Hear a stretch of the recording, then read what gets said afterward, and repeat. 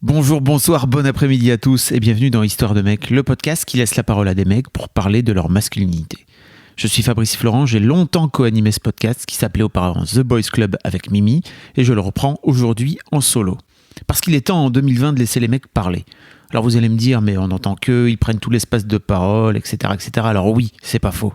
Mais on entend trop rarement les mecs parler de leur rapport à la masculinité. C'est donc ce que je propose ici à mes invités. Pensez à vous abonner au podcast, je vous pose tous les liens dans les notes de cet épisode. Mettez-lui une bonne note sur Apple Podcast et tant que vous y êtes, partagez cet épisode ou ce podcast à des mecs autour de vous.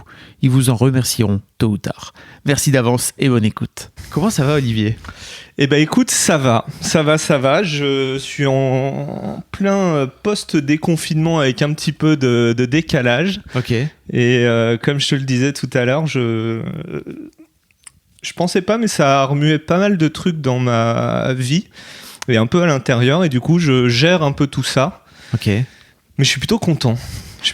Ça me fait plutôt du bien. Ça me permet d'avancer niveau boulot. Ça m'a fait avancer niveau perso. Je suis assez content de ça. Je te sens un peu tendu. Non, ça va. Ça va ? Ouais. Ok. Ça va bien se passer, hein ? Ouais. Est-ce que c'est pas un secret si je dis que t'étais le patient du zéro du Boys Club ? Exactement. Victor, si je me souviens bien. C'était ça. Ouais. Donc en gros, pour resituer un petit peu l'histoire, mais dis-moi si je me trompe de mon point de vue en tout cas, Ouais. c'est que on avait parlé, je pense, avec Mimi à l'époque, de sujets de masculinité. Toi, t'étais en train d'avancer sur ces sujets-là à l'époque. Et en fait, c'est d'ailleurs grâce à toi que, je sais pas si tu le sais, mais que quand on a eu cette discussion, tu as dit, en fait, moi, s'il y a qu'une meuf en face de moi, Mimi, Ouais. alors que tu la connais bien en plus, tu la connaissais en plus, bien, ouais. tu avais déjà discuté avec elle et tout, mais tu lui avais dit, s'il y a qu'une meuf, en fait, ça va pas marcher, je veux pas te parler comme je voudrais parler, et donc il faudrait au moins qu'il y ait un mec, tu vois. Et donc on avait fini par monter ce duo, mais en fait c'est grâce à toi. Marrant. C'est grâce à toi. Ok. J'ai beaucoup d'influence. Ouais, oui. Tu sais, je suis dans l'ombre. L'influence se répand. Et donc, en fait, à l'époque, on t'avait proposé de venir parler dans le micro et t'avais pas accepté. En tout cas, t'avais préféré dire no. En revanche, t'étais tout à fait prêt à faire un témoignage écrit, en fait, qu'on avait publié sur Mademoiselle. Déjà, est-ce qu'on peut te présenter un petit peu avant d'aller plus loin ? Bien sûr. Tu t'appelles donc Olivier ? Je m'appelle Olivier, je suis éditeur dans la vie. Je travaille dans une maison qui s'appelle Albin Michel. Et je viens tout juste en juillet d'avoir 40 ans. Quel bel âge. Quel bel âge, ouais. En fait, ouais. Quel bel âge. Moi, je suis assez content. Le milieu de vie. C'est, j'espère. Touchons du bois. Touchons du bois. Mais voilà. Que te dire de plus ? Ok. Est-ce que tu peux resituer un petit peu pourquoi à l'époque tu n'avais pas voulu venir parler dans le micro et que tu avais préféré passer à l'écrit ? Mais malgré tout, tu avais quand même envie de parler de masculinité. Parce que c'est un sujet qui m'intéresse. Maintenant, je me sentais absolument pas prêt. Comment dire ? En fait, je me sentais pas prêt à arriver devant un micro, à devoir faire des réponses. Mimi allait me poser une question, il fallait que je te file la réponse et tac, tac, tac. Je suis plutôt quelqu'un, d'ailleurs mon métier pour le coup, le monde, je suis plutôt quelqu'un de l'écrit. Et je voulais pouvoir un peu réfléchir à ce que j'allais dire, même si on s'était vu avec Mimi pour faire cet entretien. Je voulais pouvoir relire aussi tout ça. Et puis, surtout, je pense que, je ne sais pas quand est-ce que c'était. C'était il y a quoi ? Il y a 3 ans, 4 ans 3 ans et demi, ouais. Alors, tu vois, je pensais que c'était plus. Peut-être 4 ans. Hein, peut-être 4 ans, mais je pense que là, dans ces 4 ans, j'ai aussi beaucoup avancé personnellement et que je trouve qu'aujourd'hui, alors je sais pas pourquoi aujourd'hui, certainement parce que ça devient un sujet peut-être plus important pour moi, tu vois, je me dis c'est le moment d'en parler, voilà. Ok. C'est le moment de prendre le micro. Alors je te suis sur Insta et je vois que de plus en plus tu postes des trucs sur la masculinité et tout, et donc je me suis dit ok camarade, It's time. It's time. Oui, effectivement, c'était le moment. Ouais, totalement. Okay. Je suis hyper content de... Quelque part, je suis content de faire, tu vois, ce podcast aujourd'hui, justement avec tout cet historique, parce que je voulais pas non plus... je crois que je te l'ai dit plusieurs fois, parce que tu me l'as reproposé ensuite, et je t'ai encore dit non. Je voulais pas te faire des réponses, tu vois, d'homme politique. Je voulais pas... je voulais... Je sais pas si j'y arriverais, tu vois, mais je voulais essayer de te dire les choses de la façon la plus sincère possible. Et si je me sentais pas prêt à le dire, si je me sentais pas prêt à parler de ma bite, parce qu'on y passe tous au bout d'un moment dans ce podcast, j'ai l'impression. Non, mais si, tu vois, si je me sentais pas d'être honnête, si c'était juste pour te dire pour te balancer un discours, ça m'intéressait pas. Voilà. Qu'est-ce qui fait que, selon toi, venir parler de masculinité dans un micro, c'est forcément avoir un discours d'homme politique, comme tu dis? C'est-à-dire, j'entends derrière, quand tu dis d'homme politique, c'est plutôt avoir de la langue de bois, enfin avoir une forme de langue de bois. Un discours de mec woke, mais qui ne le serait pas vraiment, c'est ça que je veux dire. En fait, c'est... Pardon, je t'ai coupé. Non, vas-y. Non, c'était ça. Parce que je crois que, tu vois, ce podcast va se retrouver en ligne, que, a priori... C'est le concept. C'est l'idée. C'est ce truc internet dont vous parlez entre vous. Il va se retrouver en ligne. S'il se retrouve en ligne, il se retrouve de façon publique. Et donc, si c'est une parole publique, elle a pas trop de poids non plus. C'est la mienne. Hein. Tu vois, mon influence, à part sur le Boys Club, est quand même assez limitée. Mais je voulais pas dire n'importe quoi. Je voulais pas dire des choses qu'on aurait pu me reprocher. Alors, peut-être qu'elles étaient juste pas déconstruites en moi. Je voulais prendre le temps de trouver mes réponses et de pas me trouver acculé par une question et dire un truc comme ça, tu vois, où j'allais me dire oui, machin, et dire un truc et on allait me dire tu penses ça, et ouais, mais peut-être que demain je penserai différemment, tu vois, c'est évolutif. Oui, parce que j'allais te dire, peut-être qu'en fait, ce que tu vas dire là aujourd'hui, dans 3 ans, tu te réécouteras en disant quelle andouille j'étais limité par tellement de trucs, parce qu'en fait, c'est que ça. Andouille, je n'espère pas à ce point-là, mais il est fort possible que dans le mec, non, je sais pas dans 10 ans, mais le mec d'il y a 10 ans n'aurait jamais dit ça, le mec d'il y a 20 ans n'aurait jamais dit ça. Je suis un mec de 40 ans, tu vois, t'as reçu Cyrus. Ouais. On n'a forcément pas, la semaine dernière, on n'a forcément pas les mêmes réponses, la même vision. Et c'est cool. Carrément. Mais c'est juste des âges de la vie, quoi. Mais t'avais... Je pense aussi que... Et c'est Cyrus qui en parlait dans son podcast, dans son épisode, de façon très ouverte. En fait, il y a une forme aussi de, comme il disait, de terreur, et que c'était hyper politique aujourd'hui de parler de masculinité, de parler de qui t'étais en tant que mec. J'imagine que t'as écouté l'épisode. Ouais. C'était ça aussi, tu penses, qui te freinait un peu ? Tu penses qu'il le disait dans... J'ai pas bien compris, il le disait dans quel sens ? Je pense qu'il disait ça dans le sens où il mettait un peu sa tête sur un échafaud, quoi, tu vois, sur le bio, en se disant ok, peut-être je vais dire des conneries, alors qu'en fait il y a pas de... Enfin, je pense pas qu'il y ait de conneries à dire, il y a juste à parler de la façon dont tu vis les choses et à dire les trucs. Et tu vois, ce que je veux dire, c'est qu'aujourd'hui, si tu dis un truc de travers en tant que mec, peut-être on va te tirer dessus d'une manière ou d'une autre, quoi, tu vois. Non, c'est pas ça qui Si, c'est fort possible. Okay. Et d'ailleurs, on le voit, il y a plein de mecs qui se font défoncer parce qu'à un moment, ils vont sortir un truc. Après, l'idée, tu vois, je viens ici à ce micro avec... je viens pas avec des vérités, je viens avec ce qui est une vérité pour moi aujourd'hui. Et certainement qu'elle est discutable, encore une fois. Il y a 5 ans, tu vois, j'aurais jamais pu raconter tout ce que je vais peut-être raconter aujourd'hui. L'important, c'est de se sentir à l'aise, de dire que je peux me tromper, que voilà, mais en tout cas, que je pense que la discussion, elle doit exister, et puis ça reste une discussion, et puis je reste personne, tu vois, donc bon. Ok. Merci en tout cas de dire tout ça. Ouais. On va reparler un petit peu après de Victor, si tu veux bien, de ce fameux témoignage. Donc je remettrai le lien dans les notes du podcast, parce que ça peut être aussi intéressant pour les gens d'aller relire ce que tu racontais il y a effectivement 3-4 ans. C'est vrai, je devrais regarder ça, ouais. Tu t'en souviens plus trop ? Ok. Non. Mais avant ça, j'aimerais bien te poser la question classique désormais. C'est quoi pour toi être un mec ? Effectivement. Tu vois, ça c'est typiquement une une question auquel j'ai écouté, tu vois, plusieurs boys clubs. Et je me disais, ouais, content de pas être le mec au micro, hein. Bonne chance, mon pote. Tu vois, j'étais assez content de ça. Et je voulais pas venir, tu vois, au micro et te dire, non, mais je pense que c'est aujourd'hui être à l'écoute, machin. Aussi. Je voulais essayer de trouver, tu vois, je voulais à un moment avoir une réponse qui me corresponde moi, qui soit pas forcément, encore une fois, j'ai pas de vérité absolue. Non, mais tu n'as pas la masculinité infuse. Non, en effet.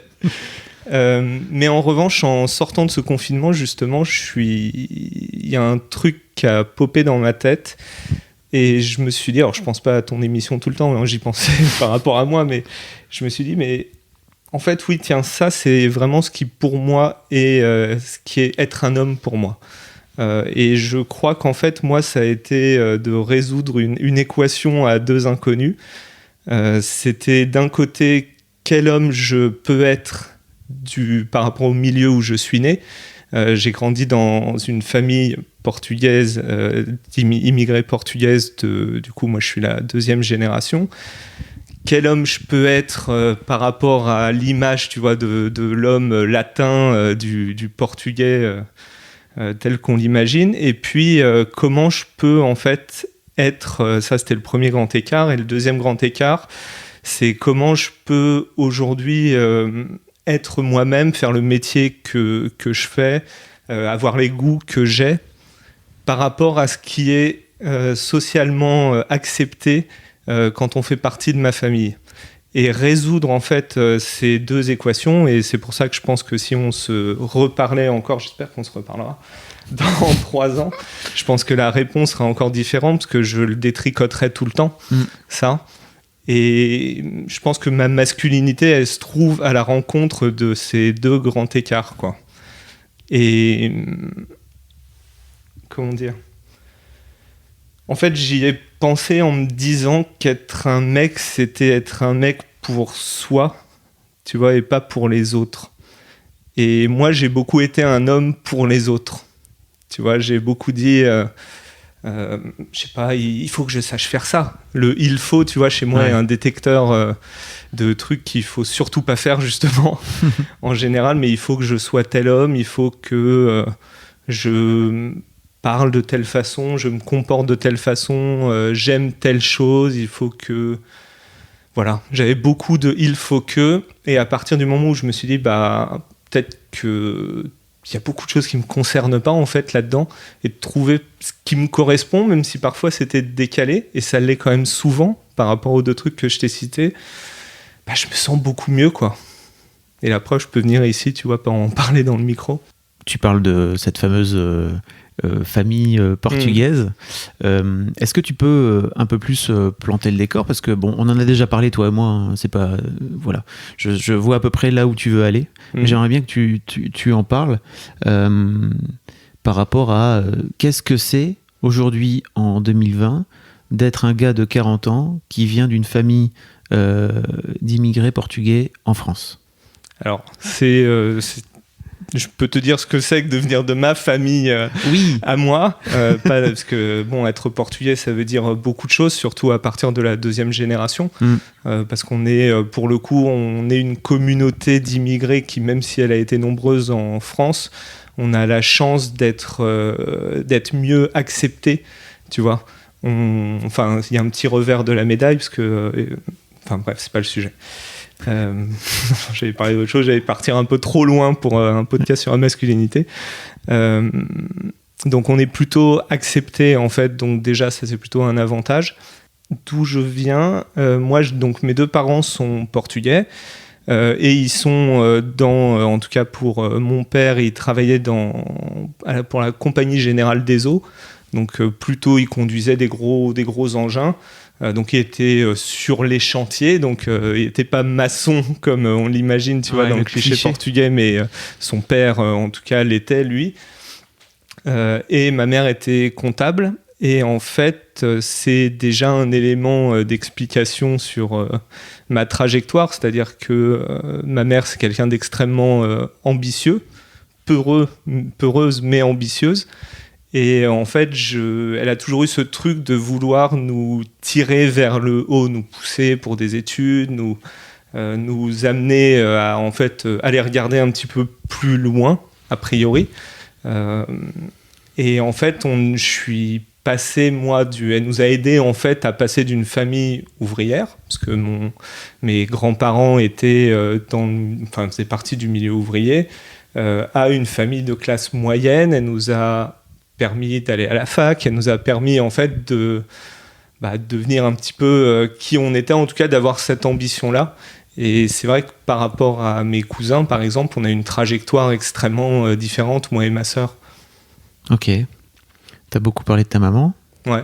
Et par rapport à l'influence de ton père sur toi? Justement, mon père, c'est très compliqué parce que alors c'est un grand absent, ça ne dit pas, on peut s'imaginer que mon père était jamais à la maison ou machin. En fait, mon père, il a toujours été là. Moi, j'ai vraiment jamais eu ce problème. Par contre, mon père, c'était quelqu'un de très effacé.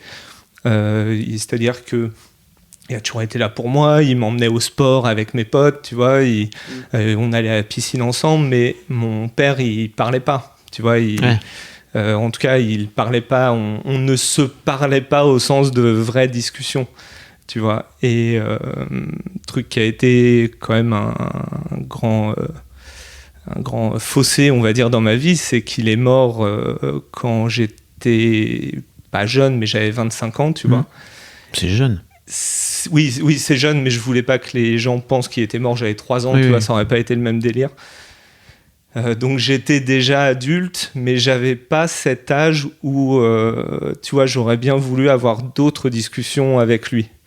Et donc je me retrouve aujourd'hui avec beaucoup de questions, mais pour les réponses, je me débrouille un petit peu, quoi. Ok. Comment tu fais alors, si tu te débrouilles? C'est compliqué. C'est vraiment compliqué. C'est le premier grand déclic. Mon père, il est décédé en 2005. C'est que j'ai fait un burn-out en 2011. Ok. 11, je pense. Donc, je suis allé voir un psy. Et c'était la première fois. Et bon, dès la première séance, je dis oh là là, mon employeur, quelle vilaine personne. Je dis pas de gros mots dans le micro. Machin. Bon, je les pense, donc je pourrais y aller, mais parce que c'était pas des gens très cool. Et elle me dit oui, très bien. Bon, parlez-moi de votre père et de votre mère. On va arrêter de. Bon, elle m'a bien sûr pas dit comme ça parce que ça aurait été difficile, mais en tout cas, on a très vite parlé de ça. Et peut-être 6-7 mois. Après que j'ai commencé à la voir, j'étais retourné au boulot, j'avais changé de boulot d'ailleurs, et tout allait beaucoup mieux. Un jour, je parle avec elle et elle me dit vous ressemblez peut-être plus à votre père que vous ne le pensez. Et cette phrase-là, elle veut rien dire pour toi, elle va rien déclencher de particulier. Mais moi, tout s'est aligné dans ma tête et ça m'a fait un truc physique. J'avais vraiment l'impression d'avoir une espèce d'armure, que j'avais des crampes partout dans le corps. Ça m'a déjà fait ça. Ça t'a déjà fait ça? Ouais, quand tu te sens vraiment, t'entends un truc ou tu réalises un truc et que tu sens que, ok, c'est bon, tu vois à peu près comment ça marche. Tout est clair d'un coup, c'est ça? Tout est clair, mais c'était extrêmement violent.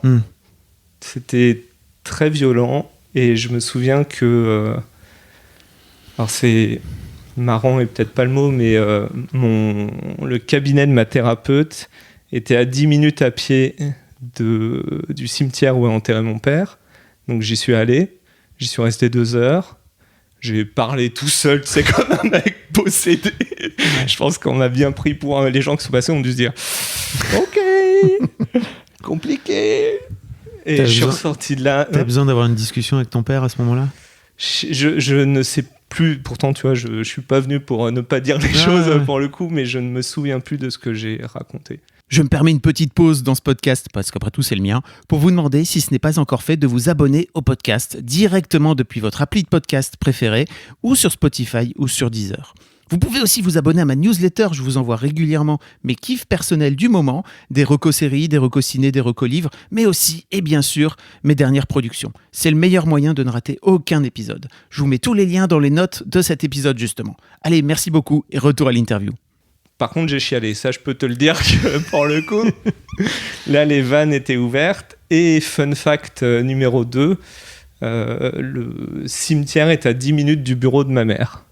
Donc je suis allé après la voir et je lui ai dit qu'elle m'avait fait du mal, en fait. Alors imaginez pas des trucs fous, hein, pas du tout. Hein.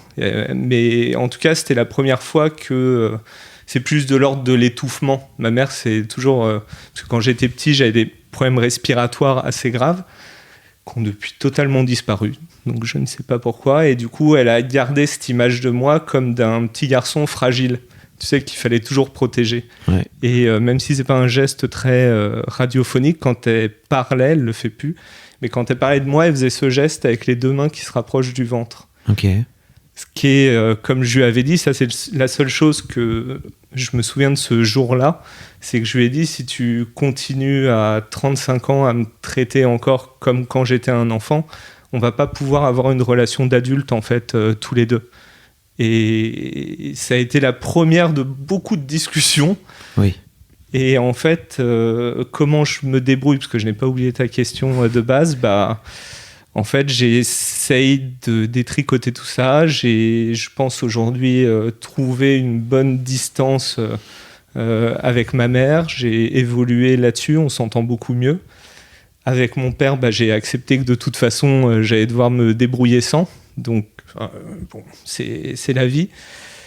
Et puis pour le reste, c'est surtout que quelque part, maintenant, c'était il y a 15 ans, tu vois, et puis c'était quelqu'un... mon père, c'est donc de 0 à 25 ans, donc je suis loin, tu vois, de cette personne aussi maintenant. Donc j'essaie de me tourner plus vers... Enfin, d'ailleurs, je me tourne pas, je regarde surtout aujourd'hui, tu vois, maintenant. Ouais. Et voilà, je vois beaucoup moins, mais je vois toujours de temps en temps un psy quand j'ai un truc où je me dis... Tiens, j'arrive pas, tu vois, machin.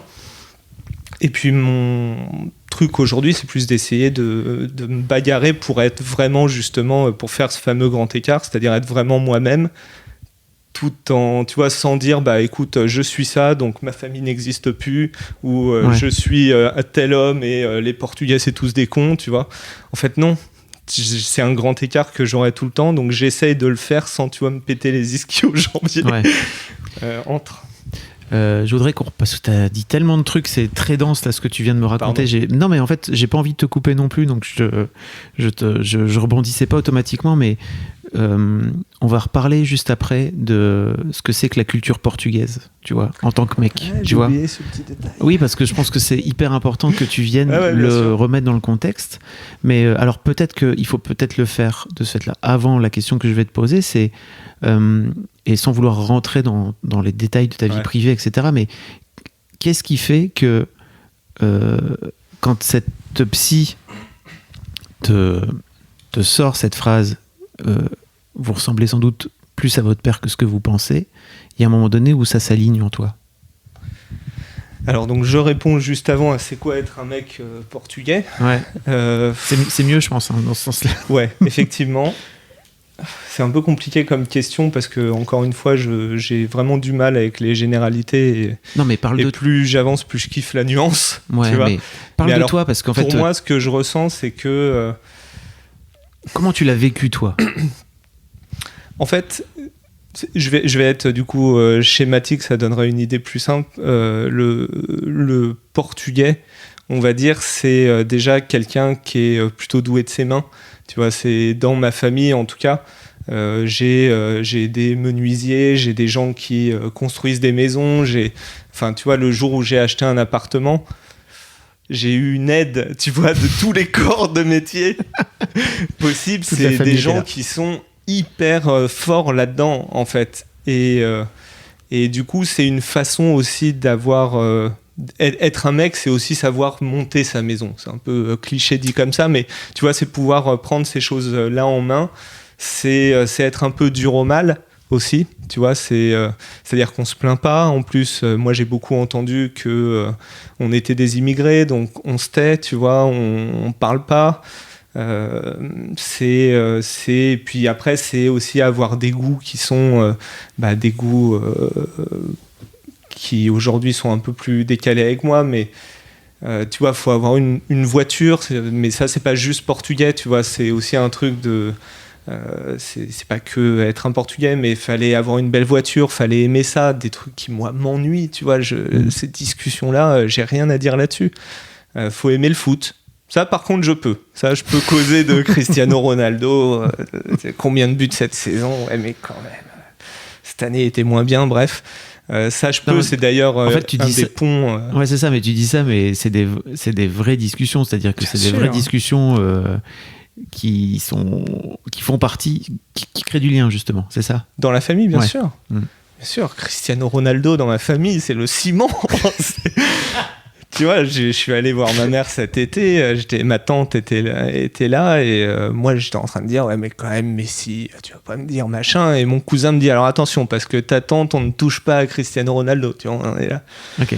Enfin bref, voilà, c'est autant de choses qui sont assez décalées avec moi. Moi je suis pas quelqu'un enfin si tu comptes sur moi pour construire ta maison, prévois quelqu'un d'autre, tu vois, ou alors attends-toi à avoir quelques retouches derrière à faire. J'aime bien le foot, mais je suis pas un mec, tu vois, doué de mes mains. Et ce qui est drôle, c'est que dans ma famille, c'est pas qu'il y a des mecs qui sont pas sensibles ou que c'est tous, tu vois, des gros bonhommes. Il y a des mecs en fait hyper sensibles dans ma famille, mais c'est pas un trait de caractère qui va être valorisé. C'est pas le truc que tu mets en avant. Par contre, il y en a. Et justement, je boucle avec ta question avec le psy, tu vois, je suis un bon élève. Attends, juste pour terminer, il y a un autre truc aussi qui me fascinait dans ce que tu me racontais, c'est que tu racontais que dès que tu visitais une maison, tu vois, tous tes cousins, tes oncles, machin, ils se sentent obligés de checker un peu faut taper dans les murs, tu vas dire ouais, ça je l'avais dit à Mimi, ça c'est du placo, ça. Ouais, ça attends, ouais, une colonne de 12, ça. Bon, je sais pas ce qu'est une colonne de 12. Non, mais c'est important, tu vois. Je me souviens d'avoir visité avec mes oncles, je sais plus ce qu'on foutait là d'ailleurs, une espèce de maison. Et donc, il y a un de mes cousins qui avait pris, alors là, c'est pas du tout radiophonique, mais tu sais, qui s'était posé un peu comme ça, la jambe en l'air, posé sur un banc, tout ça, un peu, tu vois, manspreadant. Et il dit. Tu vois, les poutres là-haut, tu vois comment ça a été monté, tout ça? Alors bon, bien sûr, moi je voyais pas, tu vois, qu'est-ce que je pensais. Je me suis jamais intéressé à la question. Et il le savait, je pense. Il me dit, ouais, voilà, parce que c'est comme ça se monte comme ça, et puis il faut... Tu vois, il y a un plaisir et une fierté, c'est pour ça que je le critique pas, parce qu'il y a un plaisir et une fierté à savoir comment tout ça fonctionne. Et le truc, c'est que si c'est pas ton délire... Ce qui est pas le tien, pour le coup. On l'aura deviné, pas le mien... Et comment t'existes là-dedans en fait? C'est chaud. Et c'est pas comme si j'avais le luxe d'avoir dans ma famille des gens qui étaient en plus cons, tu vois, que j'allais pouvoir dire oh là là, mais quelle famille de merde. J'ai des gens que j'adore, tu vois, que j'aime profondément. Mais ce qui a été dur pour moi, c'est de jamais réussir à connecter avec eux et au bout d'un moment de croire que en fait j'étais pas comme il fallait, quoi que ça veuille dire. Et quand ma psy me dit que je ressemble plus à mon père que je ne le pense, je me suis beaucoup identifié adolescent, jeune, je sais plus trop, à ma mère. Et en fait c'est effectivement plus à mon père que je ressemble. Mon père c'était un mec qui dessinait déjà, truc très chelou, très très chelou, tu vois, dans la famille, tu vois. Non, bien sûr, le mec qui travaille avec des dessinateurs, tu sais. Je vous juge à chaque fois. Dans ma famille, tu vois, mon père dessine, c'est bizarre, tu vois, ça rentrait pas vraiment dans les trucs. Et il était perçu comment de ce fait-là au sein de la famille? Ça se voyait pas. Moi, je le sais parce que j'ai passé du temps avec lui. Donc, je le voyais en vacances. Et tu vois, il faisait ses trucs. Il grattait un petit peu, tu vois, quand on le regardait pas, machin. Mais c'était pas ça. Mon père, il bricolait. Tu vois, il bricolait, il avait acquis la carte, tu vois, il conduisait des engins, machin, donc il avait la carte du club en fait. C'est juste qu'il était plus que ça. Et moi, c'est ce côté-là où je lui ressemble beaucoup. Ok. Merci pour cet éclairage. Est-ce que tu as la sensation d'avoir joué à un moment donné, en tout cas tenté de rentrer dans ce club, comme tu dis, d'avoir mis un masque où tu te disais, je peux peut-être faire illusion Mais j'ai essayé tant que j'ai pu, mon bon Fabrice. Je me suis donné. C'est une question que je te pose. Je me suis donné, mon pauvre Fabrice. Qu'est-ce que tu as fait pour ça En fait, ce qui est... j'ai pas fait grand-chose, mais je l'ai plus vécu comme une culpabilité, ça. Là où j'ai réussi, en fait, moi, ce qui m'a permis de m'en sortir, encore une fois, c'était pas le bagne, mais ce qui m'a permis, en fait, de... comment dire ? Je sais pas comment le formuler, qu'au niveau... en fait, d'affirmer une forme de masculinité qui était positive par rapport à ma famille. Voilà, on peut le dire comme ça. Ça a été le sport. Ouais. T'as fait du handball ? Alors déjà, j'ai commencé par acquérir ma carte de respectabilité aussi. J'ai fait 6 ans de foot. J'ai commencé le foot à 5 ans. J'en ai fait 6 ans, j'étais pas très bon. Et un jour, je fais du handball à l'école et je suis hyper bon. Et j'en ai fait ensuite à 25 ans derrière. Et c'était pas un sport où, tu vois, ça rentrait pas dans le canon. Même si les Portugais ont une bonne équipe de handball. Ok. Moins bonne que la France, si je puis me permettre. Mais bon. Et figure-toi qu'ils nous ont battus. Alors, quand tu dis ils nous ont... Les Portugais. Eh oui. Ok. Fin de la parenthèse. Et en fait, le fait d'être... le handball, c'est quand même un sport où on se rentre bien dedans. Tu sais pourquoi je te disais ils nous ont ? Non. Et que je te disais qui tu dis ils nous ont, parce que c'est cette double culture dont tu me parlais aussi. On peut en parler après. Quand il y a France-Portugal. Alors là, on peut parler de la finale de l'Euro 2016, le pire jour de ma vie. Ouais. Ça, oui, on peut en parler. Ouais. On en reparlera plus tard. Quand on en sera aux larmes. Bref, et donc c'est un sport où on se rentre dedans. Le hand, c'est un sport où en plus j'étais bon. J'étais pas bon, tu vois, j'aurais jamais pu... on m'avait proposé de jouer à plus haut niveau, mais ma mère m'avait dit t'es nul en maths, donc t'iras pas. Le lien est pas évident, mais c'est comme ça. J'étais bon et du coup, j'étais reconnu pour ça. Et en fait, quelque part, on se disait, ah oui, bon, quand même, tu vois. Quand le peu de gens mon cousin, tu vois, est venu me voir jouer plusieurs fois, du coup, ok. Tu vois, Olivier, il fait du sport. Olivier, il y a des gens qui l'applaudissent dans la tribune quand il joue. Il y a machin. Donc, ok, il lit. C'est un peu chelou. Mais voilà. Ok. On peut en faire quelque chose, tu vois. Voilà, ça a été ma carte du club. D'accord. Tu veux qu'on parle de France-Portugal ? Parce que c'est un truc qui m'a marqué aussi quand tu m'as parlé de cette fameuse finale et que tu avais... plus que jamais le cul entre deux chaises, j'ai l'impression. Mais j'ai pas le cul entre deux chaises, c'est ça le problème. Tout le monde veut me mettre le cul entre deux chaises qui n'existe pas. je suis vraiment le cul sur une chaise et bien assis, laisse-moi te le dire. C'est un des sujets pour le coup qui me différencie de ma famille. C'est que le soir de l'Euro 2016, je suis chez un pote, on est plusieurs, comme ça on regarde la finale. Le maillot que j'ai sur l'épaule, c'est Griezmann, hein. C'est Griezmann, une étoile à l'époque, tu vois. On n'avait pas encore eu la deuxième. Moi, en fait, si tu veux, ce qui fait aussi ma différence, c'est que quand la plupart de mes cousins, en fait, passaient tous leurs étés au Portugal. Moi, j'y suis allé 2 fois. Avant mes 18 ans, j'y suis allé, j'avais 2 et 13 ans. Donc, autant dire que la première fois, je m'en souviens pas trop. Et du coup, en fait, moi, ma culture... qui je suis, tu vois, dans ma famille, une fois ma cousine a dit oui, mais toi t'es le français, toi. Et moi j'ai envie de dire ouais, mais tu vois, j'ai grandi là, moi. J'ai grandi là et on me demande en fait d'avoir une culture d'un pays où je suis jamais allé. Et certes, c'est mes racines, certes, tu vois, j'ai fait peu d'efforts pour apprendre la langue, mais j'arrivais, tu vois, avec ma grand-mère à regarder Juste Prix, tu vois, à comprendre un peu ce qu'elle me disait, c'est plus cher, c'est moins cher, tout ça.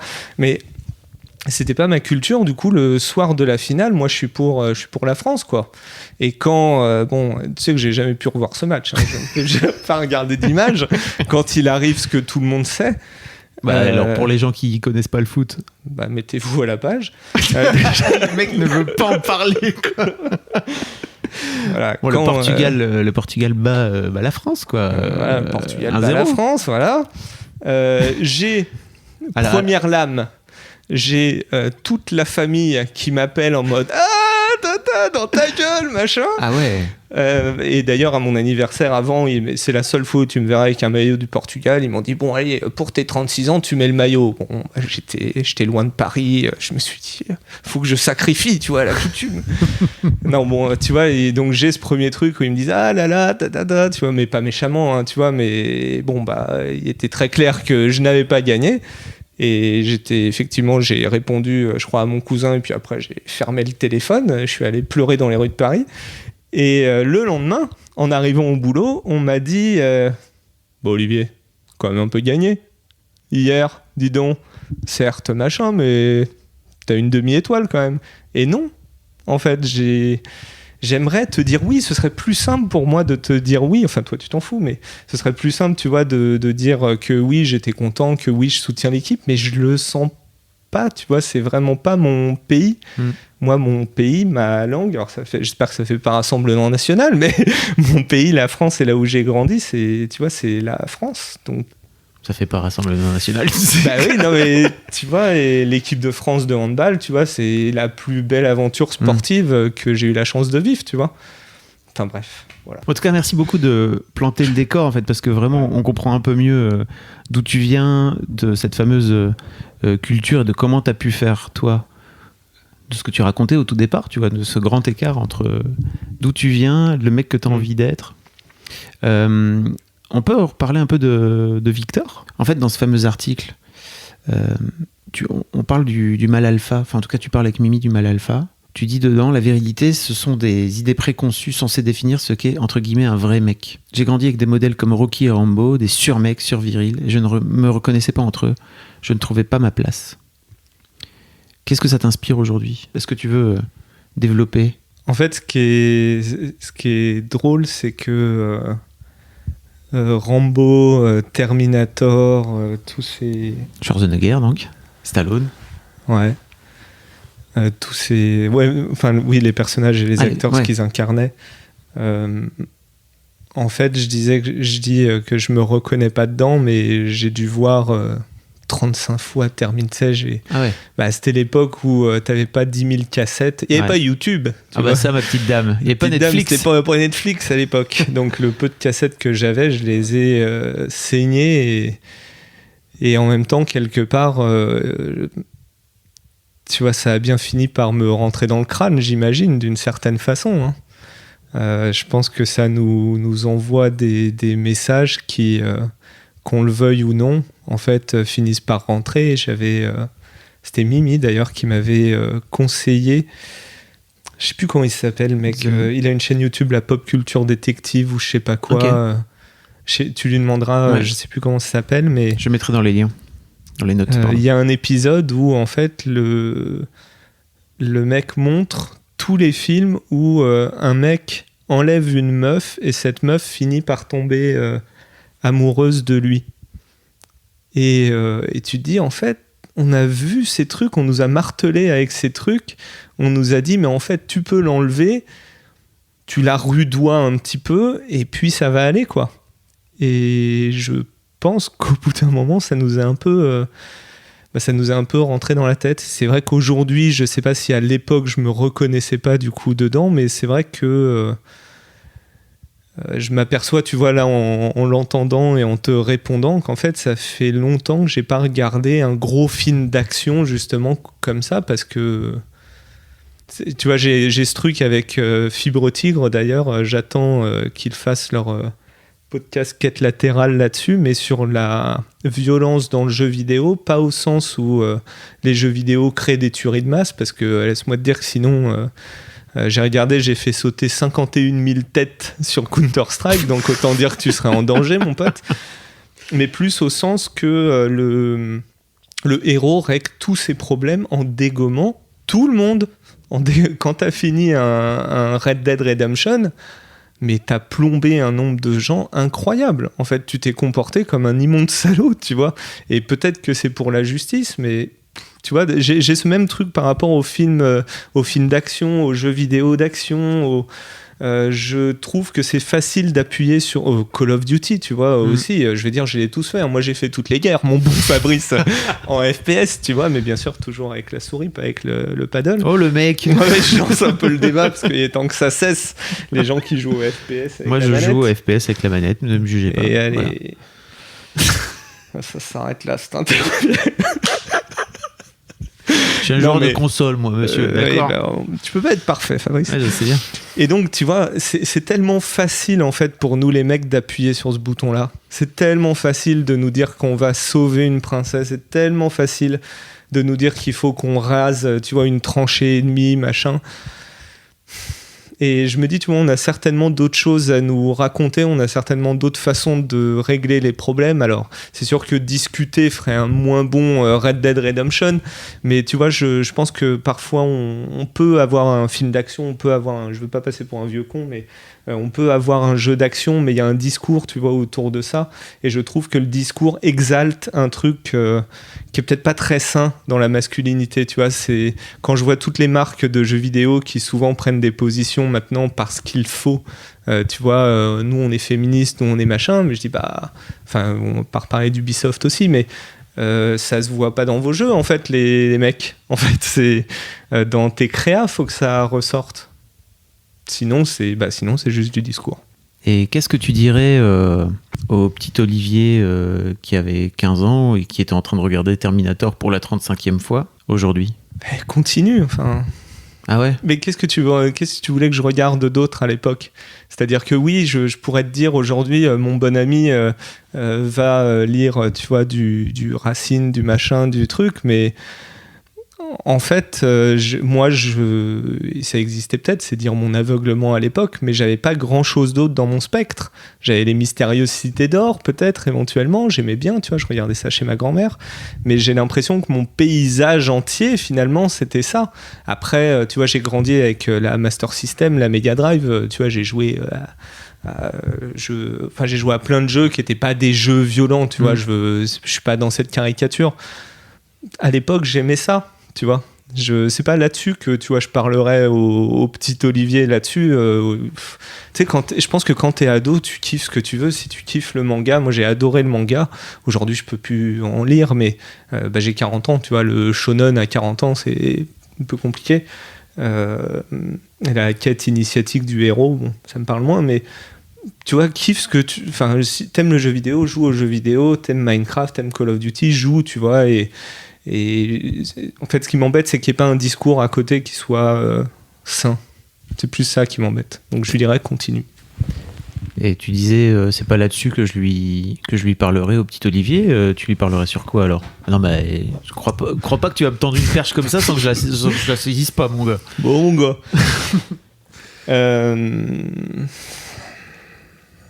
On prendrait un petit moment parce qu'on aurait quand même 2-3 trucs à se dire, et j'avoue que je serais curieux aussi dans l'autre sens de lui parler à lui, parce que alors ça va peut-être sonner un peu cliché, mais je serais très curieux de voir ce que j'ai perdu de lui, parce que je pense qu'il y a des trucs il y a des trucs parfois, tu vois, ou des sensations, des trucs qui reviennent, et je me dis putain, ouais, en fait j'ai eu ça et c'était cool, et c'est dommage que le fait de devenir adulte m'en ait éloigné.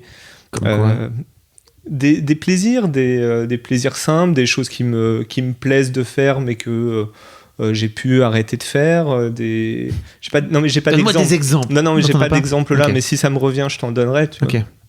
Je n'hésiterai pas. Et non, ce que je lui dirais, c'est plus ce pourquoi je me bats encore aujourd'hui, c'est d'avoir beaucoup plus confiance en lui, de s'affirmer beaucoup plus, tu vois, je râle beaucoup plus aujourd'hui que je ne râlais avant. Et quand je dis râler, c'est-à-dire j'hésite pas à dire, je dis pas merci quand on me marche sur les pieds. Moi, j'ai été trop gentil, je pense, et j'apprends à moins l'être Je discutais avec un agent il n'y a pas longtemps qui me disait, alors c'était un agent dans le milieu du cinéma, et il me disait, moi je crois en la gentillesse, et moi aussi j'y crois, mais il disait aussi, ça n'empêche pas de s'affirmer, etc. Et je suis aussi là-dedans, donc je lui dirais de s'affirmer, tu vois, beaucoup plus que tes parents n'ont pas forcément raison, tu vois, que je pense qu'il y a des conflits positifs à avoir avec ses parents, il y a des engueulades nécessaires à avoir avec ses parents. On dit couper le cordon, c'est un peu réducteur, mais je pense qu'ils savent pas forcément ce qui est le mieux pour toi. Ils essayent, font de leur mieux, tu vois, mais ils savent pas toujours. Donc je me bagarrerai plus pour ce qui me plaît, parce que tu vois, j'en parlais avec une amie justement hier. Je lui disais un truc aussi con que le jour où l'entraîneur d'une équipe, c'était à Saint-Mandé, il faisait le championnat de France jeune en handball, a appelé, en fait, il avait demandé mon numéro à un mec que je connaissais pour me proposer, tu vois, il avait appelé chez moi pour me proposer de jouer avec eux. Et donc ma mère m'avait dit, t'es pas bon en maths, donc t'y vas pas. Parlons de ça, oui, si tu veux bien. Et tu vois, c'est idiot, parce que je lui en ai beaucoup voulu pour ça à ma mère, parce que j'ai pas, tu vois, tu m'aurais pas vu à côté de Karabatic, hein. Je suis pas taillé pour ça, évidemment, mais je trouve qu'un gamin je devais avoir 12-13 ans à l'époque, tu lui fais vivre ça, tu le laisses vivre ça, tu lui donnes confiance en lui, en fait, parce qu'il va se dire, à un moment, j'ai été suffisamment bon pour qu'on me laisse faire ça. Et ce gamin qui a 12 ans, et truc anecdotique, tu vois, elle s'est dit, oui, comment on va l'emmener tous les jours, tu vois, à Saint-Mandé, qui était, je sais plus, à 20 minutes en bagnole, le soir, 3 fois par semaine, comment on va faire. Elle a vu ça de façon très logistique. Encore une fois, elle a fait ce qu'elle a pu et ce qu'elle pensait être juste. Ah oui. Mais en fait, peut-être que plus tard, ce gamin, sur des moments importants de sa vie, des moments où il a envie de faire un truc qui lui plaît, mais il va pas oser parce qu'il se dit qu'il est pas assez bon pour, tu vois, ça imprime une espèce d'empreinte, je trouve, dans l'image que tu te fais de toi à l'intérieur. Et tout mon truc aujourd'hui, je lui dirais, mais en fait, affirme-toi, parce que plus tard, tu seras content du temps que ça t'aura fait gagner. Et aujourd'hui, tu vois, j'ai 40 balais, mais je suis encore parfois en train de m'affirmer et de me dire, mais si, en fait, tu peux faire ça, et puis tu vas le faire, et tu vas pas t'excuser, tu vois, de le faire, devenir éditeur, tu vois, ça a été un truc tu viens pas de là, hein. C'est pas ça que je faisais à la base, mais je faisais pas ça parce que j'étais dans le grand écart commercial dans l'édition. C'était un peu ce que j'aimais, l'édition, et c'était un métier que tout le monde pouvait accepter. Commercial, c'est du solide, ça rapporte de l'argent, c'est machin, mais c'était pas moi. Dans ta famille, dans l'environnement familial, allait valoriser. Tu vois, j'ai eu une fois une discussion avec un de mes cousins, et quand je lui expliquais ce que je faisais, il me dit, mais tu fais ça, toi ? Bah oui, tu vois, éditeur, c'est un métier, c'est un vrai métier. Et aujourd'hui, ce qui est marrant, c'est que c'est reconnu c'est une qualité qu'on me reconnaît. Mon cousin, lui, m'a filé la lettre qu'il voulait écrire à son père pour ses 70 ans. Et il m'a dit, tu veux pas réécrire pour être sûr que je vais dire vraiment ce que j'ai envie de dire, tu vois ? Et ça m'a touché parce que je sais que c'était pas forcément facile pour lui, déjà de le dire, mais qu'il me fasse confiance pour ça. De venir te demander de l'aide, tu veux dire ? Non, parce qu'on est assez proches. Tu vois, c'est le mec, et je lui serais toujours gré de ça, qui, le jour de l'enterrement de mon père, m'a dit mon sac est dans la voiture. Si tu veux que je reste, je reste. Si tu veux que je parte, je rentre, tu vois, mais tu vois, ça m'émeut encore, tu vois, de raconter ça, et pourtant ça fait 15 ans. Donc non, c'était pas ça, on se connaît suffisamment, mais c'était juste que, tu vois, quelque part, il me reconnaissait cette qualité-là, et c'était cool. Elle te vient d'où, là, cette émotion qui monte ? Tu sais, l'émotion est un message, hein, tu es au courant. C'est que ça reste quand même... c'est quand même un moment, tu vois, difficile. C'est que je suis moins ému, aujourd'hui par la mort de mon père. Mais il n'empêche que j'en parle... En fait, j'y pense moins, j'en parle moins. Tu vois, c'est un deuil que j'ai fait. Mais il n'empêche que si, comme aujourd'hui, tu vois, j'en parle... comme ça, j'en parle, j'y pense, je me replonge dans ce moment. il y a un moment, j'arrive, tu vois, un moment où il y a une frontière où je suis un peu fragile, tu vois, là-dessus, et voilà. Est-ce que j'appuie sur cette fragilité ou pas, tu penses ? Vas-y, en tant qu'intervieweur. Non, ça fait du spectacle pour moi, Fabrice. Alors, moi, je fais du buzz sur mon podcast. Il y a des larmes, mon ami. Non, mais je trouve que, en fait, la mort d'un père est toujours un truc. Alors, déjà, la mort est compliquée pour tout le monde. Hein. La mort d'une figure paternelle, je pense, d'une manière générale, parce que d'un père, forcément, ou d'une figure paternelle, c'est un vrai truc pour un homme. T'étais déjà un jeune homme en plus. Tu disais tout à l'heure que à cause de cette mort justement, il y avait tu peux pas avoir des discussions que tu voudrais avoir aujourd'hui à 40 balais avec ton père. C'est quoi les discussions que tu aimerais avoir avec lui aujourd'hui ?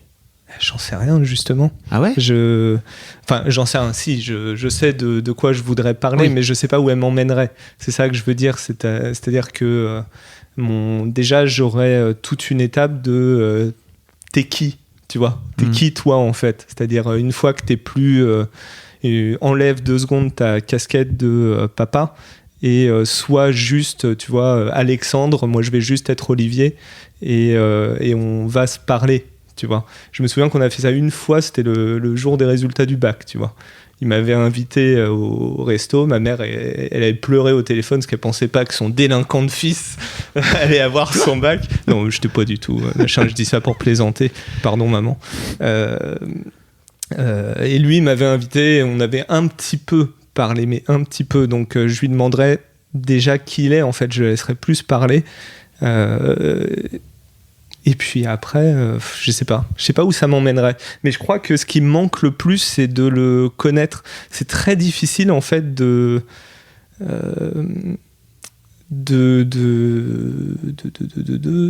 vivre. J'ai dit grandir, c'est un petit peu dur parce que c'est pas exactement ça, mais en tout cas de vivre avec une ombre. Déjà dont au bout d'un moment la silhouette se fadit. Ouais, c'est ça. Fade away. Un peu. Et puis en plus ça fait peu de choses auxquelles te raccrocher. C'est quelqu'un d'important dans la vie d'un homme, son père, tu vois. C'est quelqu'un avec qui tu vois, j'arrive aujourd'hui à parler avec ma mère de ce que je fais. Ma mère me parle de ce que je fais. Tu vois, on a ce discours maintenant, mais j'aurais envie d'en parler avec mon père. J'aurais envie d'avoir son regard là-dessus, parce qu'il était très différent de ma mère aussi. Et vu que je lui ressemble un peu plus, je pense qu'il y a des fois où ma mère peut pas me comprendre parce qu'on n'est pas câblé pareil. Et lui, peut-être, pourrait. Peut-être qu'il pourrait, ouais. Je te pose aussi la question parce que je pense que si on a des jeunes auditeurs qui nous écoutent, j'aimerais bien qu'ils provoquent ce genre de discussion, en fait, tu vois, que t'as pas provoqué toi à l'époque parce que il y avait pas de podcast dans tes oreilles, quoi. Souvenons-nous. Il y avait que la radio. Il y avait que Europe 1 et RTL. Je vous invite à regarder le film de Rémi Besançon, Ma vie en l'air. Ouais. D'ailleurs, c'est grâce à toi que j'ai rencontré Rémi Besançon. Ah oui, c'est vrai. Eh oui, j'étais très content parce que c'est un mec qui a fait beaucoup de films qui m'ont beaucoup plu. Et dans Ma vie en l'air, à un moment, le personnage principal, Simon Elbaz, dit quand t'as 5 ans, ton père, c'est le plus fort du monde. Tu vois, et moi j'ai le souvenir effectivement d'un anniversaire, on est à la mer de Sable, je sais même plus où c'est, mais je sais qu'on est là-bas. Ermenonville. Voilà, merci Google Maps. Je sais pas comment je sais ça, mais je le sais. Et tu vois, j'ai un ballon de foot pour mes 5 ans et mon père dégage ce ballon dans le ciel, et pour moi le ballon n'est jamais redescendu, tu vois. Dans ma tête, dans mon souvenir, ce ballon n'est jamais redescendu, il est toujours sur Mars, c'est peut-être pas pour ça que ça me fascine. Donc il dit à 5 ans ton père c'est le plus fort. Alors je me souviens plus exactement du truc, vous regarderez, mais quand t'es adolescent ton père c'est un con, tu vois, il a rien compris, il comprend rien à rien. Quand t'as 20 ans tu te dis il n'y a peut-être pas de tort, surtout quand même Roger, dis donc.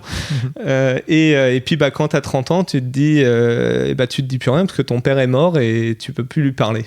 Et c'est le moment où justement t'as t'as un peu fait l'addition, je dirais, et la soustraction de tout, et que justement tu peux avoir une discussion avec lui. Et je saurais que trop vous conseiller de. En même temps, ça se provoque pas, tu vois. Enfin, si ça se provoque. Ça se provoque, au contraire. C'est tout mon bail. C'est vraiment. En fait, bien sûr que ça se provoque. Ouais. Écoute, si t'attends que ton père vienne te parler, tu vas attendre le jour de ton bac, les résultats, tu vois, un truc vraiment genre, ok, désormais mon fils est adulte, il faut que nous ayons cette discussion, tu vois. Mais c'est vrai qu'ils savent tellement pas faire ça, enfin, tu vois, non. Et encore, j'en sais rien, le jour où je serai père, tu vois, si ça se trouve, je ferai, non, attends, fiston, on va pas parler, un bonhomme ou quoi. Non, j'espère que je serai pas comme ça. Bah, t'as l'air mal le barré. reniement, le mec qui se renie totalement. Non, t'es un dur, mon fils, lâche rien, casse des gueules. En fait, Fab, là, ton truc, là, ton podcast, là. Ouais. Allez, ça dégage. Tu m'effaces tout. Pas que mon fils tombe là-dessus, moi. Hein. Je suis un rude. Hein. Non, mais c'est vrai que c'est quand même pas la génération qui a l'expression la plus simple, quoi. Ok. Ouais, un peu un cliché. De quoi ? Un peu un cliché de dire ça, mais bon. C'est quoi pour toi, tu disais tout à l'heure qu'il y avait un vrai truc entre le mec bien, enfin, de construction autour du mec bien. Bah c'est un déclic plutôt. Tu sais, t'as un déclic féministe, t'as un déclic, je pense aussi. Alors nous, on n'a pas vraiment de mots masculin, parce que masculiniste, ça marche pas. C'est plutôt le camp d'en face. On a un vrai déclic. Tu vois, on n'a pas de mots déjà. Bah, bien sûr. En fait, aux US, ils utilisent un truc vraiment bien. Ils appellent ça. Pas manhood. Non. Alors c'est maleness. Il y a maleness qui est chelou, tu vois, comme ça, mais qui veut un peu dire virilité, tu vois aussi. Ouais. Mais qui est intéressant en fait. Tu vois, je te vois tout de suite faire non, virilité. Je trouve qu'il faut savoir embrasser sa part de virilité. Oui, on pourrait parler de puissance après, parce que c'est aussi un truc. Mais tu sais, il parle de masculinité consciente. Ah, okay. Et je trouve que c'est hyper intéressant. C'est mindful masculinity. Et je trouve que c'est vraiment très intéressant comme concept. C'est une autrice dont j'ai plus le nom, je vous mettrai le lien si vous voulez lire son... Bien sûr, c'est une meuf qui a rendu ce truc-là, parce que, après tout, pourquoi pas. Mais elle parle de ça et je trouve que c'est assez malin, en fait. Tu vois, l'idée de se dire, ok, en fait, je suis conscient d'être un mec et d'être masculin et donc de à la fois prendre ce qui m'intéresse. Voilà, c'est ça. Et de rejeter ce qui m'intéresse moins dans cette idée-là. Donc non, ça a été un déclic plutôt, comme j'ai eu donc un déclic féministe, j'ai eu ce déclic de masculinité consciente, je reprends ce terme à mon compte. Tu vois que c'est Justine Baldoni. Non. C'est un mec qui a fait un TED pour expliquer pourquoi il allait être féministe. C'est le fameux acteur de... Ouais. Un mec tu sais, hyper baraque, machin. Et d'ailleurs, ce qui est très marrant, c'est qu'il dit dans son TED, j'ai commencé à parler de masculinité sur mon Instagram. J'étais, tu connais, you know what, ce que je vais dire. J'avais majoritairement des meufs, les mecs s'en foutaient. J'ai commencé à me filmer en train d'aller à la salle en glissant 2-3 trucs de masculinité dedans. Tout d'un coup, les mecs disaient, oh là là, mais quel mec, il a tout vu, il a tout compris, tu vois. Enfin, il avait utilisé un peu les outils. Il avait fait, c'était son cheval de Troie à lui. Et donc, il a une émission qui s'appelait, je crois que ça n'existe plus, Man Up.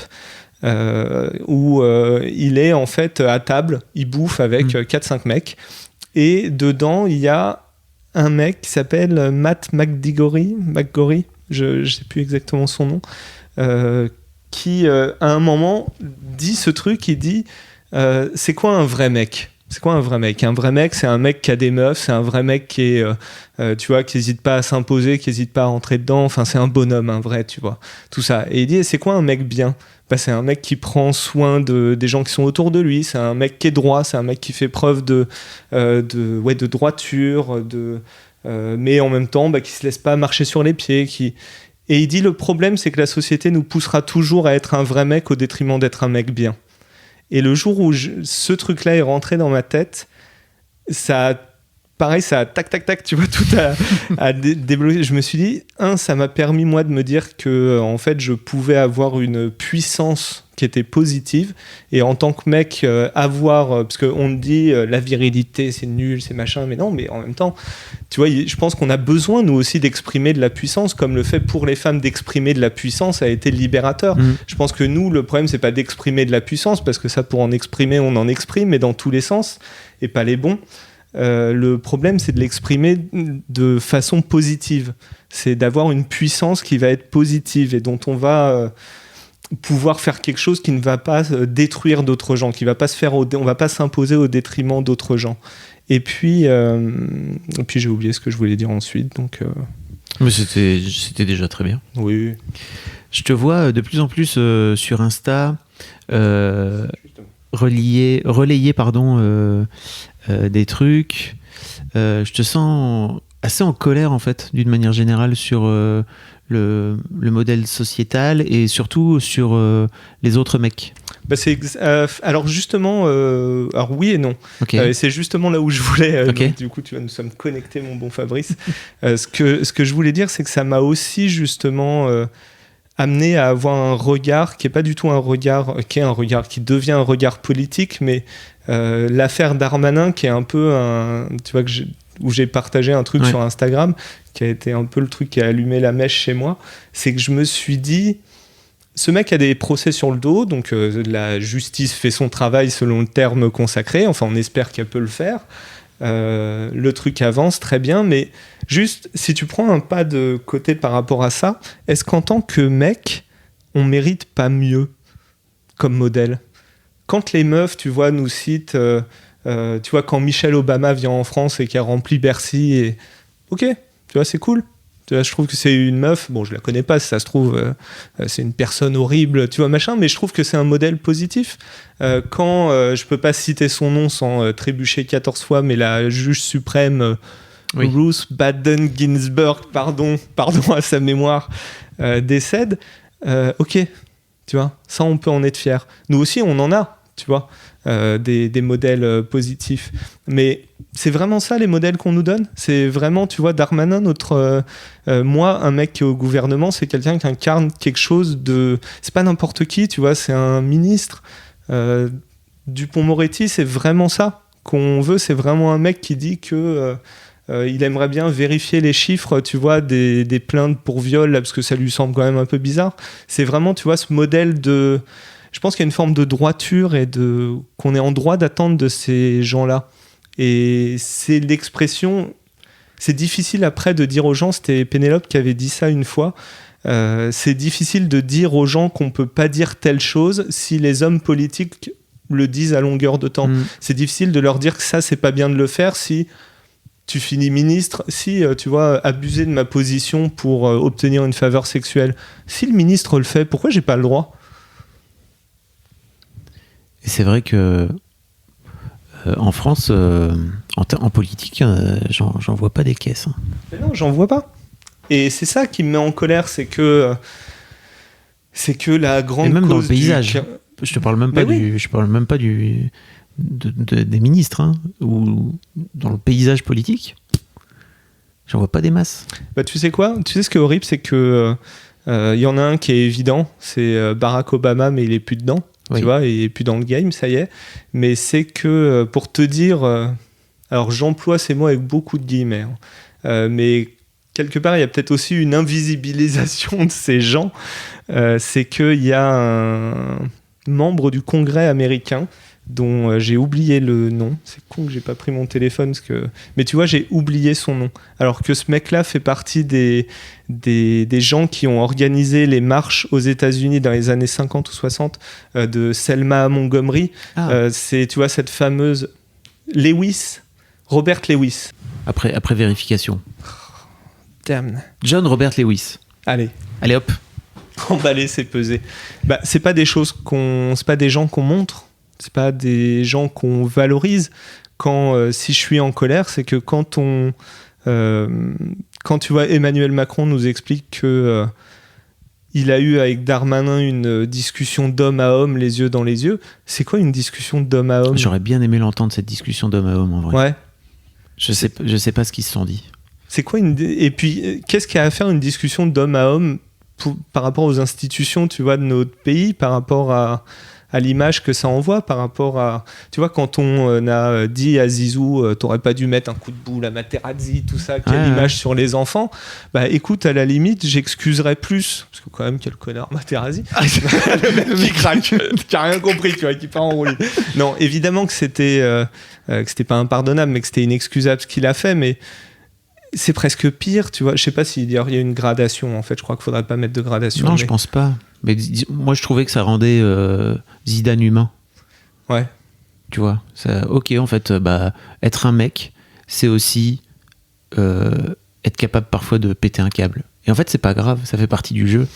Ouais. Parce qu'en fait, t'as le droit, parce qu'en fait, t'es humain, on t'insulte. Parce qu'on t'a poussé à bout. Tu vois, il y a un moment donné où juste tu craques, tu mets un coup de tête au gars, tu te fais sortir, ton équipe perd. Je veux dire, c'est un peu une tragédie, le Bills, quoi, tu vois. Et en même temps, c'est juste parce que on était aussi à ce moment-là, à ce niveau-là de la compétition, parce que Zidane était Zidane, le génie qu'il était. Mais évidemment, on serait jamais arrivé là s'il n'était pas revenu. Mais c'est ça aussi, non ? Je pense aussi être un mec bien, tu vois, c'est d'être capable d'accepter que parfois on a de la violence en nous. Mais qu'on n'est peut-être pas obligé de la rediriger vers... nous, on a des exutoires, voilà, qui, je pense... et je pense que dans notre rapport aux femmes, là, on fait passer... sociétalement, oui. Cette forme de domination, tu vois, sur les femmes pour l'exutoire de quelque chose qui, quelque part, n'ont rien à voir avec elles, tu vois.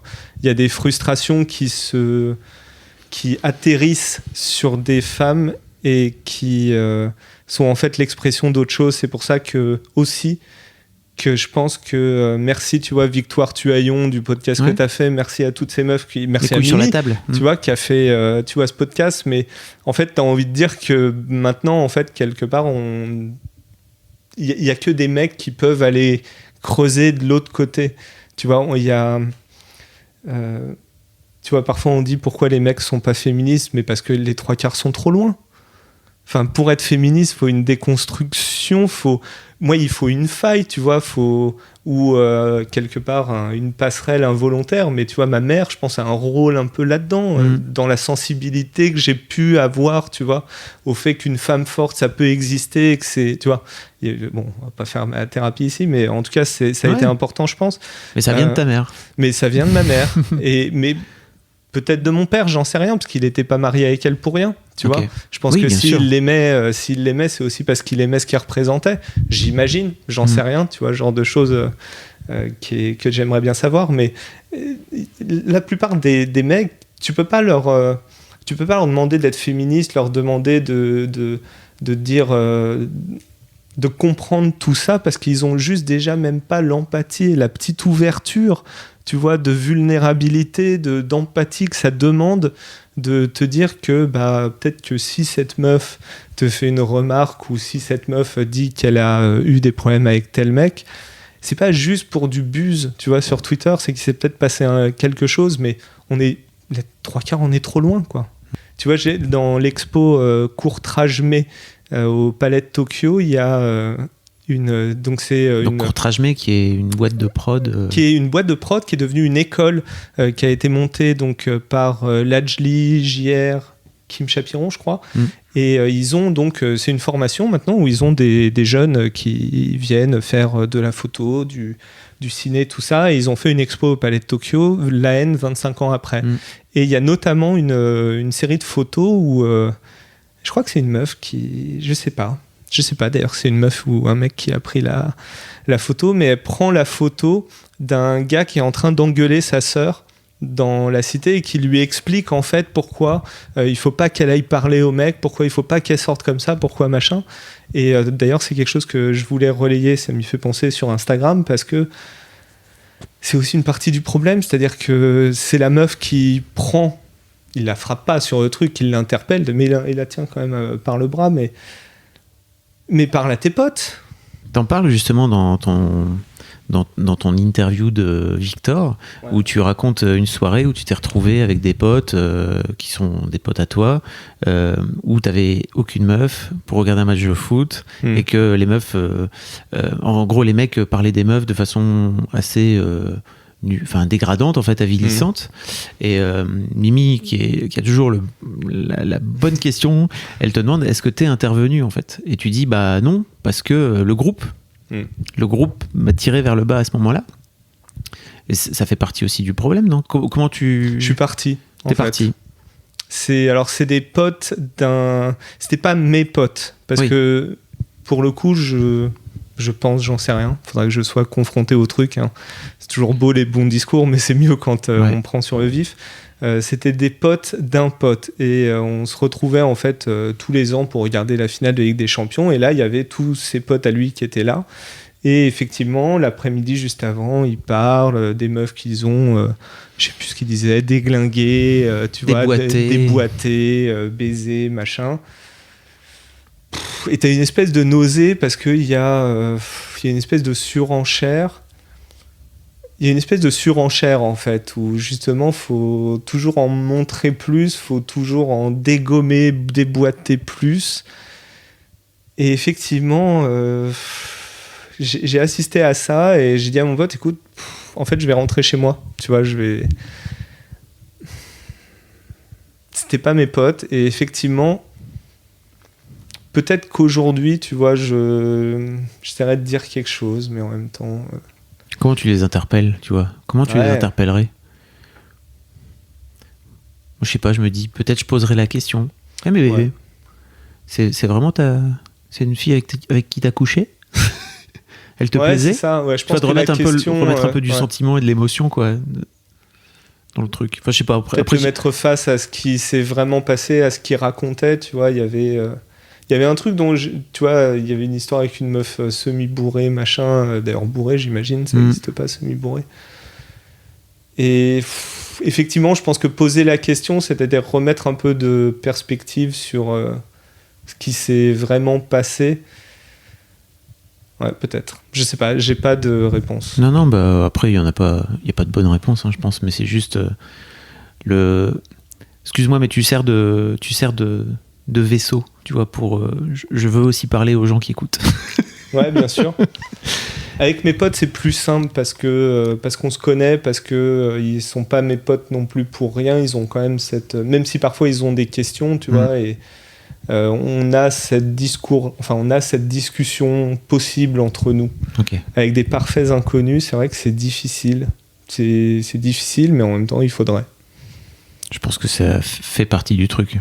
Enfin, ça fait partie de la solution, mais effectivement, ça t'oblige, toi, à passer pour le relou.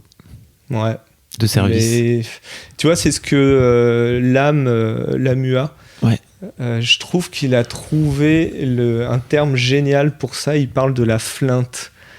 T'as pas entendu ça? Si. Dans Quête latérale, il dit qu'en fait, quand tu rentres dans la déconstruction... Donc Quête latérale, qui est un podcast sur le jeu vidéo, et où c'est plus que du jeu vidéo, parce que moi, je joue assez peu, mais ce qui m'intéresse, c'est ce qui se raconte, tu vois, autour.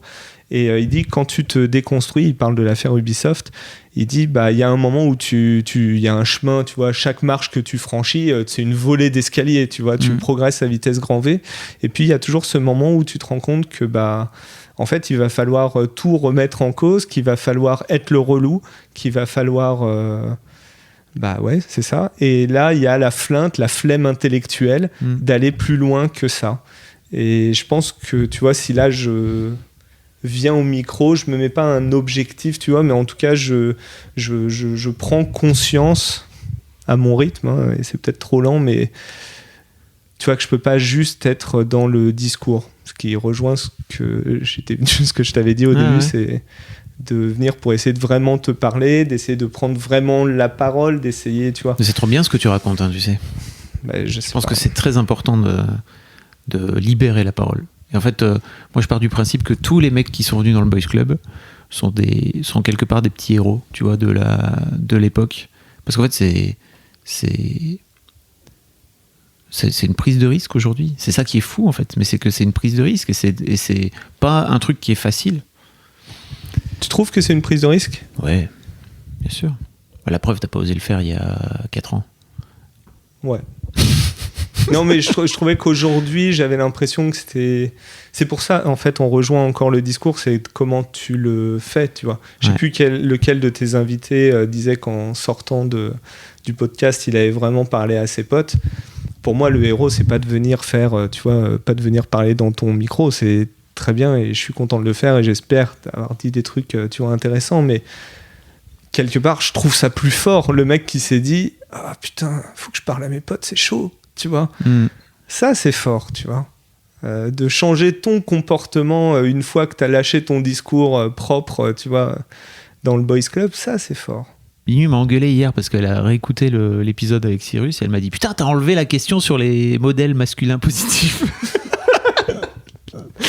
Et c'est vrai que c'est une question auquel elle tient et je comprends pourquoi en fait. C'est que, comme tu dis, on les invisibilise, ils sont pas là, tu vois. Donc tant qu'à faire, autant les mettre en avant, tu vois. Et donc je vais reprendre cette question, elle a bien raison. C'est qui pour toi ? Et ben, en fait, alors j'emprunte ce mot invisibilisé, hein, on le met avec beaucoup de guillemets parce que non, mais on n'en parle pas. Voilà, on le vit pas dans les mêmes proportions qu'une Alice Guy, tu vois, dans l'histoire du cinéma. Non, bien sûr. Qui est dans le cinéma, mais je pense qu'il y a un vrai truc à réfléchir quand même, effectivement, sur ces modèles qu'on montre pas ou qu'on valorise pas. J'ai cité tout à l'heure, pour moi, Barack Obama, tu vois, c'est quand même un mec qui... déjà, il est le premier président noir de son pays. Aujourd'hui, il est de bon ton de dire qu'il en a pas fait assez. Mais quand tu regardes, tu vois, c'est jamais un mec qui est apparu faible. C'est quelqu'un qui, quand tu regardes les documentaires, quand tu vois, qui a pas hésité dans des réunions importantes avec des dirigeants des pays et qui pourtant c'est pas la teuf, tu vois, à prendre la parole, et tout en gardant, je trouve, un discours positif, sain, justement honorable. Il y a certainement des choses qu'on peut lui reprocher. Tu ne deviens pas président des États-Unis, tu vois, en faisant un sans faute, tu vois, mais pour moi, ça, oui, c'est un modèle. C'est-à-dire que c'est un mec qui jamais ne s'appuie sur sa virilité, sa puissance, tu vois, comme peut le faire Trump, tu vois, cette espèce de masculinité dégoulinante et dégueulasse. Mais c'est quelqu'un qui sait être fort avec des gens forts, qui sait aussi faire preuve d'humour, qui sait checker un gamin, qui sait, tu vois, qui se comporte juste comme un mec bien.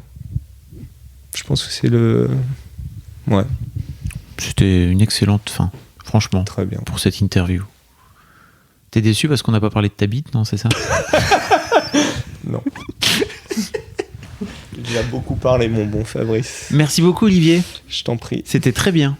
Merci. T'es content? Je suis très content. Je sais pas, t'as l'air un peu tout down là. C'est beaucoup de choses à sortir parce que j'ai l'impression de ne pas l'avoir fait à moitié et je trouvais ça cool de pouvoir tu vois, essayer vraiment de parler de ces choses-là et tant mieux. Bon, tu couperas tout ça. Non, pas du tout. Merci beaucoup d'être venu. Je t'en prie. Salut. C'est pas toi qui va décider ce que je fais. Non, mais à la fin, j'étais un peu...